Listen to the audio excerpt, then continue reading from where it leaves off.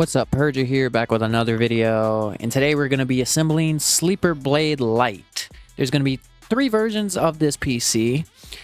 This one, which is a SleeperBlade Lite, SleeperBlade Pro, which comes with a better CPU and CPU cooler, and SleeperBlade Elite, which is the best of all 3 options. And I'm going to be selling these on my website, so if you're interested, I'll have a link in the description so you can buy any of the PCs that I feature on the YouTube channel. We also offer news on Discord and votes for the next discount of the month. The month of December is $1,000 off on any listed PC. And the Discord is free to join for anybody.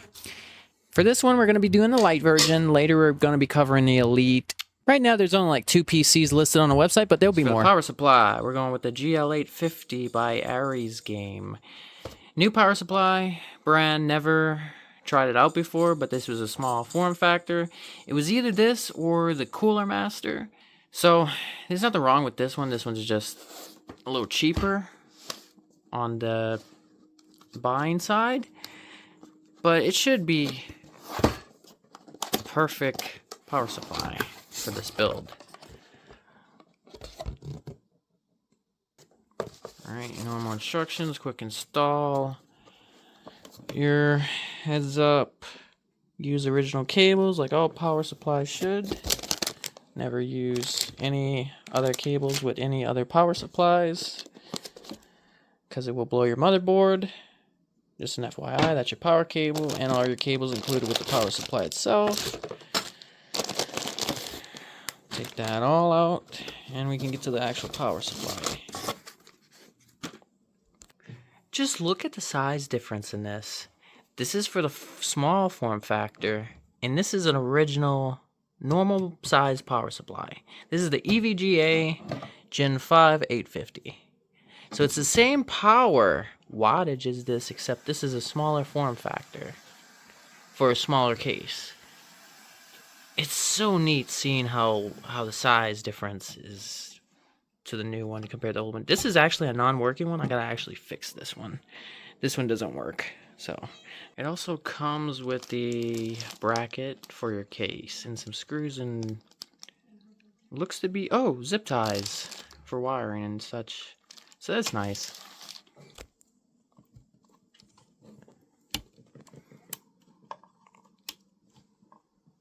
Alright, they're all hooked up.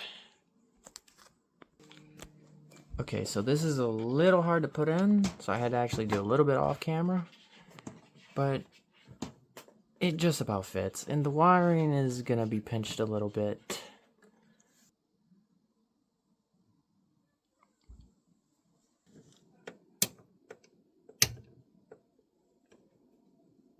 Okay, I got the screws in. They were hard at this angle. I had to use this bendy kind of screw, but it worked. Okay, so for the fans, I decided to go with these really nice X12 fans. They come in black as well as golden, so if you have a black and gold build or a white and gold build, this would be perfect. See, completely frameless design. This is the reverse fan blade.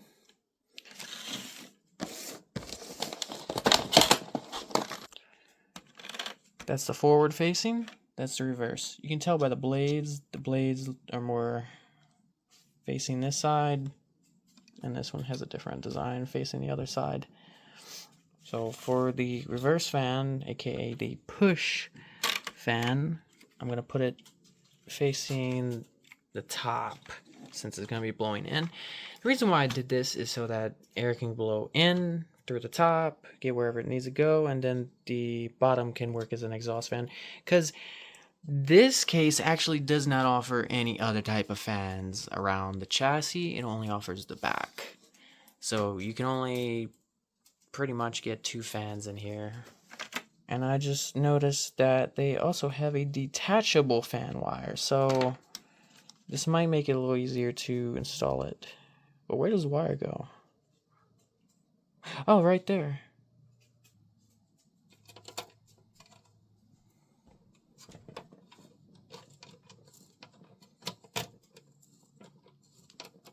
Alright, both fans are installed. They kind of look weird without a frame, but so far so good. Now we just gotta get the motherboard in. I got the fans in, although all these wires are everywhere.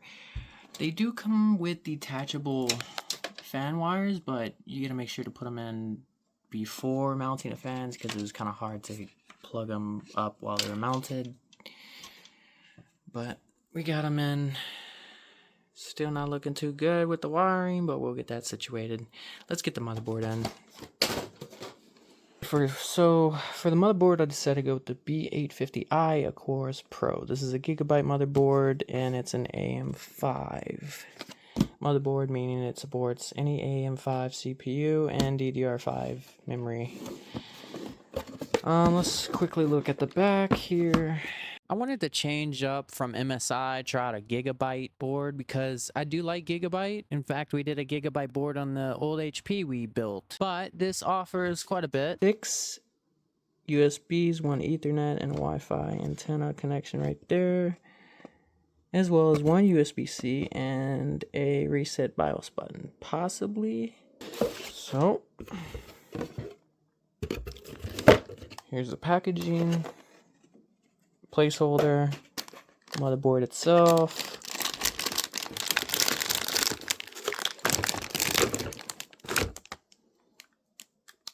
put that to the side, put that out, and we have our Wi-Fi antenna, instruction manual. This is an extension for a header, a fan header, I believe. SATA cable. And rewards program thing. Screws. Thermal pad. I believe this is a sticker. Yep. To put on your case. Okay, so right away I noticed this thing. That's just the cover for the M.2.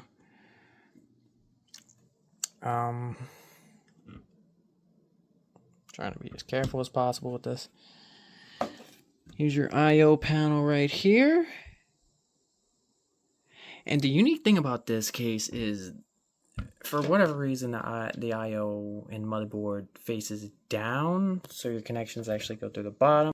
I got a 500 gigabyte for the system drive and a 1 terabyte for the gaming drive. If you go with SleeperBlade Pro or Elite, you're going to get 1 terabyte of system and 2 terabytes of gaming.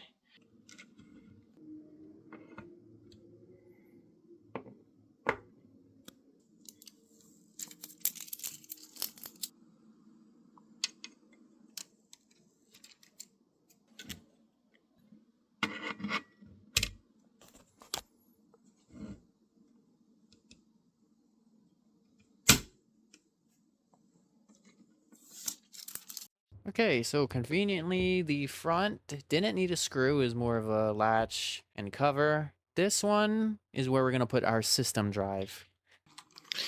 And I figure, since this is not a gaming drive and it's less powerful, it won't really need much cooling, so it'll do well exposed rather than having a heatsink.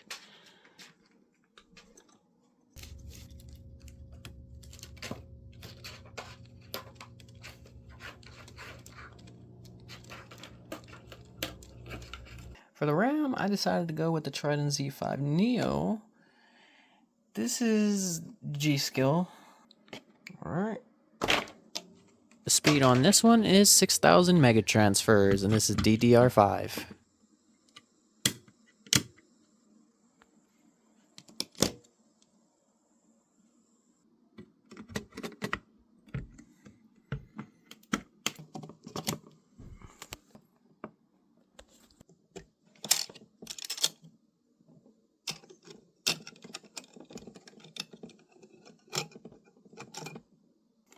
For CPU, I decided to go with the Ryzen 5 9600X. This is a baseline CPU. Usually I go with an 8-core, but for the sake of this build, being the SleeperBlade Lite, we'll go with the base. So it comes with the sticker, and it comes with the CPU and instructions. SleeperBlade Lite will come with a 6-core CPU, the Pro an 8, and then the Elite a 12. Corners right there at the left top.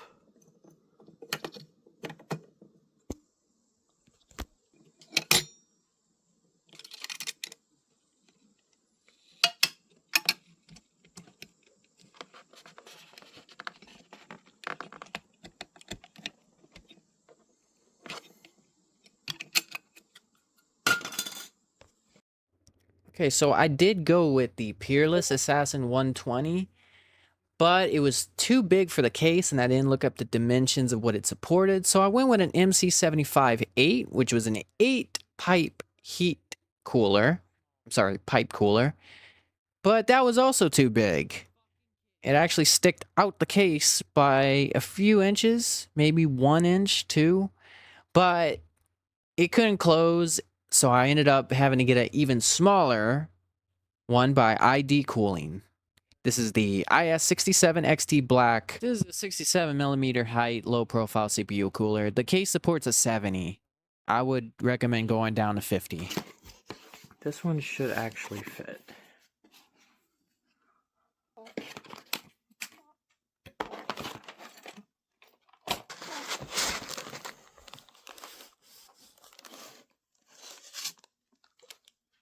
Okay.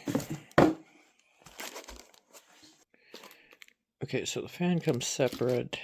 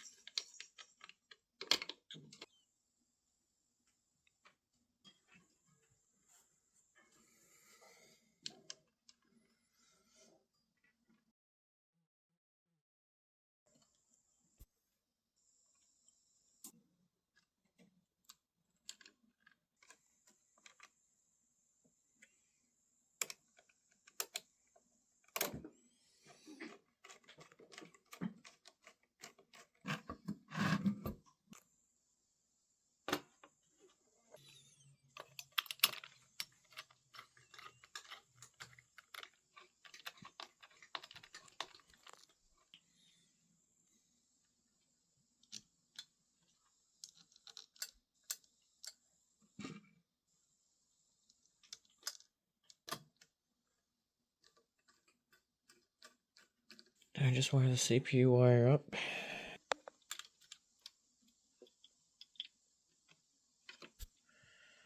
Okay.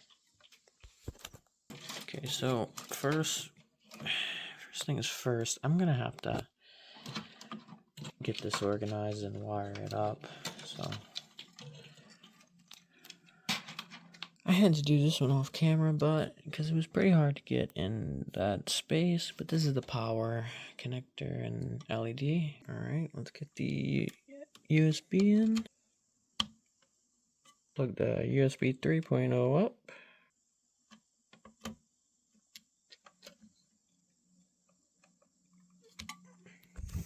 Okay, so the motherboard comes with these system fan adapters.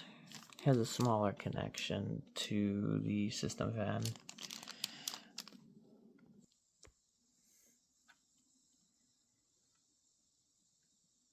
They're really easy to get in.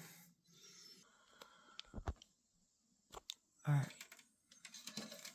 Gonna have to do some major cable management.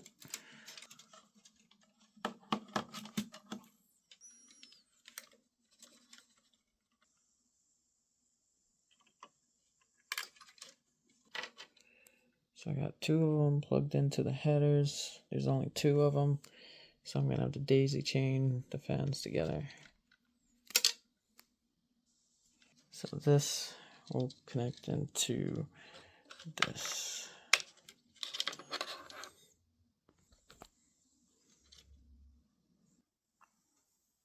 All right. Now let's get all the power cables connected.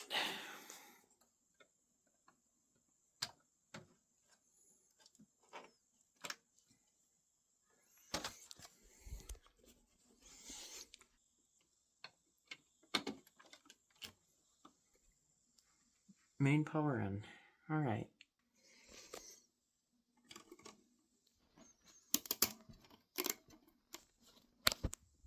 Okay, this side is officially finished.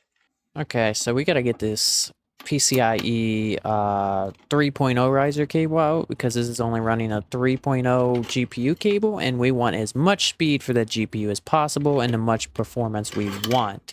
So we're gonna have to go with a 5, and I'm gonna take this out.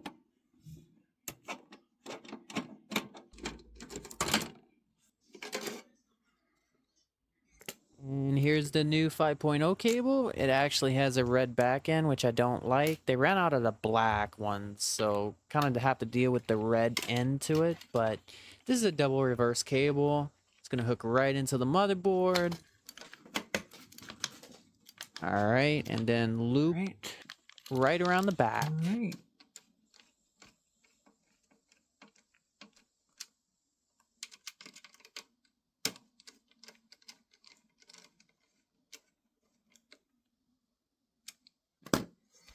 Okay, for SleeperBlade, we are going with the AMD Radeon RX 9060 XT by GIGABYTE.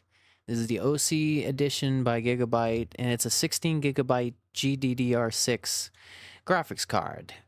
It features one-click boost, immersive ray tracing, 32 compute units, which is 3rd gen ray tracing, and that's basically behind the video.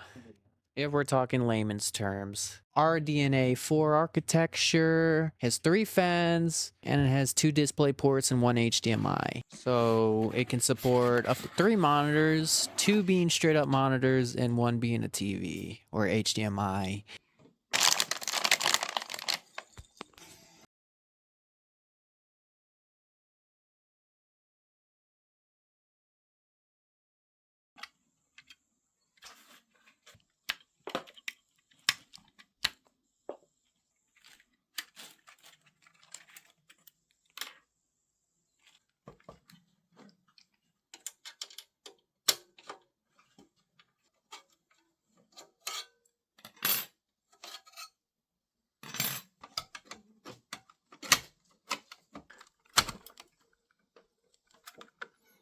There it is.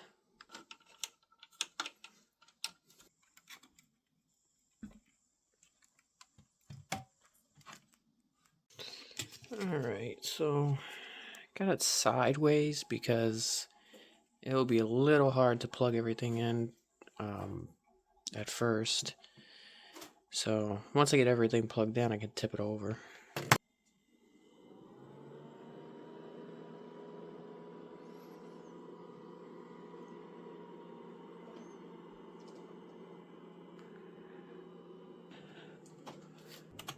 Looks like this motherboard has been used already. All you gotta do is just exit out this. It's always good to update your BIOS before installing Windows. I usually do, but the motherboard said something was already configured with it, so it kind of forced me to update Windows before the BIOS, but it shouldn't do anything bad or anything. But we are getting the BIOS right now, and we're going to set it up, and then we're going to test games on this bad boy. I run Expo to get the most out of the RAM, and I do activate memory timing, so you get that full 6,000 mega transfers out of your RAM. This is good to do. I do it on every single system to ensure maximum performance. First game we're going to be testing is the legendary Battlefield 6 that overthrew Call of Duty this year. And it does say 20 FPS, but it did not feel like 20 FPS. In fact, it felt like something like 40 or 50 FPS. The GPU power sat at 180 watts. The GPU utilization was at 100%. CPU utilization was 70% to 80. GPU percent was at 100, so no extra performance left on the table, and the VRAM used was 14.4 gigabytes. I couldn't get accurate results for the FPS because AMD Adrenalin was not working. But everybody's favorite game of the year has ran an FPS of 55 to 75 with a GPU power of 182 watts. GPU utilization for all games has ran 100%. CPU utilization 54%, and VRAM used was 13.9 gigs. For Forza Horizon 5, we have ran 100 to 106 FPS, GPU power at 182 watts, utilization of the GPU at 100%, CPU utilization 35% to 47%, and the VRAM used was 12.7 gigabytes on all ultra settings. Outlast Trials also ran all high with ray tracing enabled, and it has run 150 FPS to 162. GPU power at 182 watts, GPU utilization 100%, CPU utilization 30% to 49%, and the VRAM used for this one was 8.6 gigs. I decided to kick it up a notch. Doom Eternal was running path tracing, which is better than ray tracing if you don't know. It ran a FPS of 37, GPU power of 182 watts, utilization of the GPU was 100%, CPU utilization was 30% to 40, and the VRAM used was 13.8 gigs. Now that GPU is struggling with that ultimate ray tracing, so let's try it without the ray tracing. So I decided to run it without the ray tracing, and now we're running at 103 FPS, GPU power 182 watts, GPU utilization 100, CPU utilization at 49% and 52%, and the VRAM used was 11.5 gigabytes. Well, I hope you guys enjoyed this video. This has been the SleeperBlade Lite, and pretty soon I'm going to be coming out with a bunch of CPU cooler reviews, possibly 2 game reviews, one being Battlefield 6 and Black Ops 7, which was disappointing. And give this video a like if you enjoyed. I'll see you guys next time, and check out our website if you want to get you a PC. If not, enjoy this free content or the next content. Thank you. Goodbye.